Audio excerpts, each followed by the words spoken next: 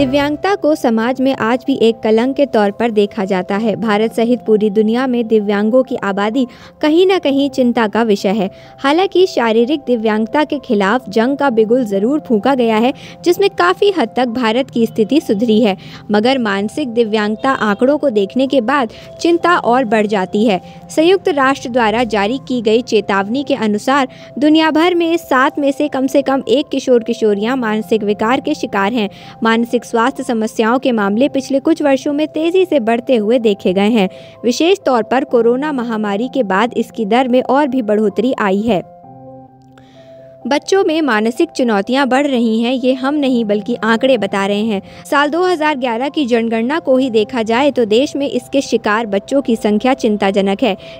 इसे रोकने को निरंतर जागरूकता और समय पर चिकित्सीय पहल आवश्यक है। इस समस्या से निपटने के लिए मनोचिकित्सक और मानसिक परामर्श की कमी देखी जा रही है। ज़्यादातर बच्चों को 5 से 6 वर्ष के बाद इलाज के लिए लाया जाता है।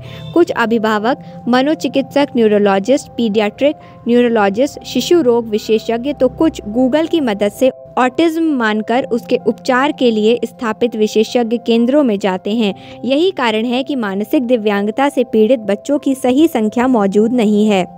इसके अभाव में सरकार इनके पुनर्वास की पुख्ता व्यवस्था नहीं कर पाती है। इनके वास्तविक आंकड़े पता करना जरूरी है जो चिन्हित किए जा रहे हैं। संख्या उनसे अधिक है। चलने फिरने, कम दिखने, कम सुनने, मुंह बधिर होने के बजाय मानसिक अक्षमता व्यक्ति को जीवन भर के लिए दूसरों पर निर्भर कर देती है। ऐसे लोग अपने रोजमर्रा के कामों में जैसे कपड़े पहनने, बाथरूम या ब्रश करने, निर्णय लेने समेत तमाम कामों के लिए दूसरे पर निर्भर रहते हैं। ऐसे में अभिभावकों के नहीं रहने पर उनका जीवन बद से बदतर हो जाता है। ये गंभीर समस्या है जिस पर ध्यान देना जरूरी है। बचपन में ही मानसिक विकारों को पहचानना जरूरी। लखनऊ के पीडियाट्रिशियन डॉक्टर तरुण आनंद बताते हैं कि अगर अभिभावकों को सही समय पर सही जानकारी मुहैया करा दी जाए तो काफ़ी हद तक बच्चों में मानसिक विकारों को सही किया जा सकता है। देखिए, बच्चे में दिव्यांगता के कई सारे प्रारूप हो सकते हैं, जैसे कि autism spectrum disorder, ADHD, cerebral palsy, global developmental disorder, speech disorders, behaviour issues, anxiety और डिप्रेशन।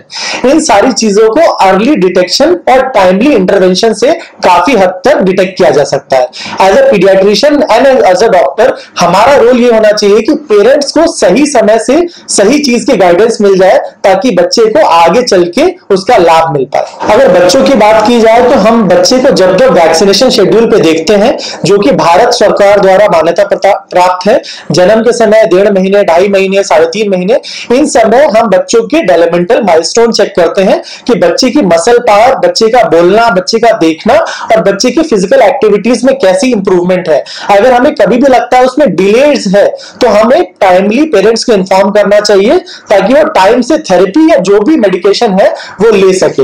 वैक्सीनेशन का बहुत इंपॉर्टेंट रोल इसलिए भी है क्योंकि वैक्सीनेशन से हम काफी सारी दिव्यांगता को बचा सकते हैं। जैसे हम पहले से देखते आ रहे हैं, पोलियो की वजह से काफी बच्चे दिव्यांगत हो गए हैं, लेकिन अब वैक्सीनेशन के कवरेज की वजह से हमें बहुत रेयरली कोई केस देखने को मिलता है। इसी तरह से बाकी बीमारियों की वजह से भी अगर किसी अंग की खराबी या ब्रेन में डैमेज होने की संभावना रहती है तो वैक्सीनेशन से काफी हद तक प्रिवेंट किया जा सकता है। मानसिक तनाव से बच्चों का जूझना चिंताजनक।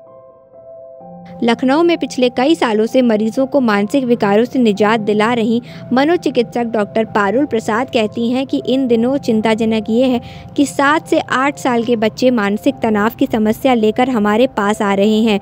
चैलेंज ये रहता है कि बच्चों को मेडिसिन की बजाय थेरेपी से ठीक किया जाए। हालांकि जहां ज़रूरत पड़ती है वहां मेडिकेशन का ऑप्शन भी इस्तेमाल किया जाता है। साथ ही उन्होंने ये भी बताया कि मानसिक विकारों से जूझ रहे बच्चों के लिए क्या कुछ ऑप्शन रहते हैं। आजकल के दौर में हम लोग देख रहे हैं कि बच्चों में भी अब मानसिक समस्याएं जो हैं बहुत तेज़ी से बढ़ती जा रही हैं। यहाँ तक कि हमारे पास 7-8 साल की उम्र के बच्चे आते हैं जिनको मानसिक तनाव रहता है, डिप्रेशन की बीमारी, ओसीडी, एंजाइटी, ये सब परेशानियाँ रहती हैं। कारण बहुत सारे रहते हैं, लेकिन इसका जो उपचार रहता है ज़्यादातर फोकस ये रहता है कि एज अ साइकियाट्रिस्ट या इवन एज अ साइकोलॉजिस्ट हम लोग उसका ट्रीटमेंट मेडिसिन से के बजाय साइकोलॉजिकल थेरेपीज के थ्रू, जैसे कि बिहेवियरल थेरेपी, CBT, इसके माध्यम से करें, क्योंकि ऑब्वियस सी बात है कि जो भी आपकी मेडिसिन रहती हैं उनका साइड इफेक्ट रहता है एंड पेरेंट्स बहुत ज़्यादा एप्रीहेंसिव रहते हैं किसी भी तरह की मेडिसिन को स्टार्ट करने से पहले।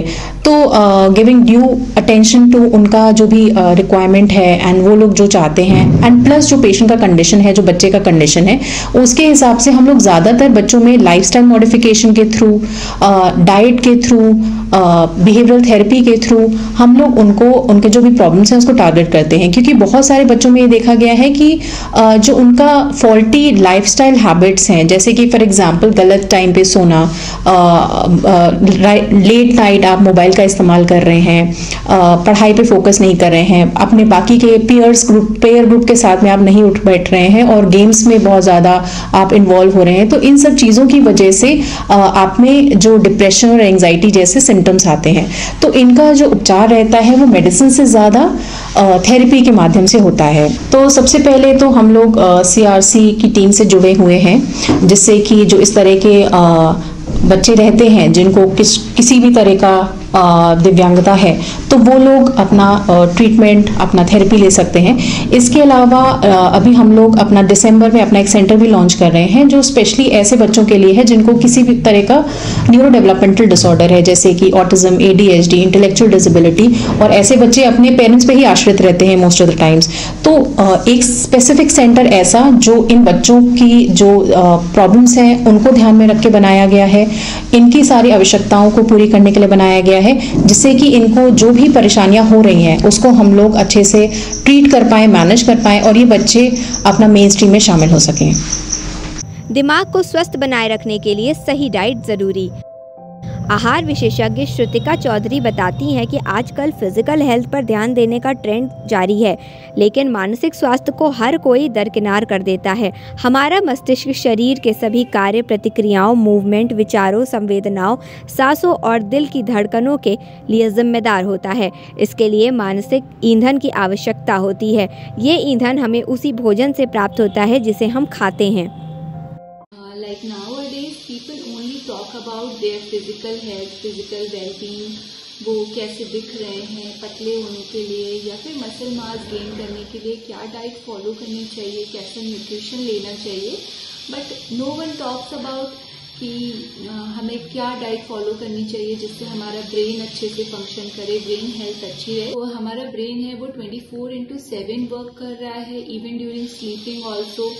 तो हमारे ब्रेन को कॉन्स्टेंटली वर्क करने के लिए फ्यूल की, एनर्जी की रिक्वायरमेंट होती है, और ये टोटली हम पे डिपेंड करता है कि वो एनर्जी हम एक अच्छी न्यूट्रिशन रिच खाने से दें या फिर जंक प्रोसेस्ड फूड खा के। एंड जो भी हम खाते हैं उसका डायरेक्टली इफेक्ट हमारे ब्रेन पे पड़ता है एंड अल्टीमेटली हमारे मूड पे, इमोशंस पे। एंड आजकल junk eating, junk food is very common. People's diet is full of junk food like burger, pizza, carbonated drinks, and people's diet are also full of sugary food items, sugar foods.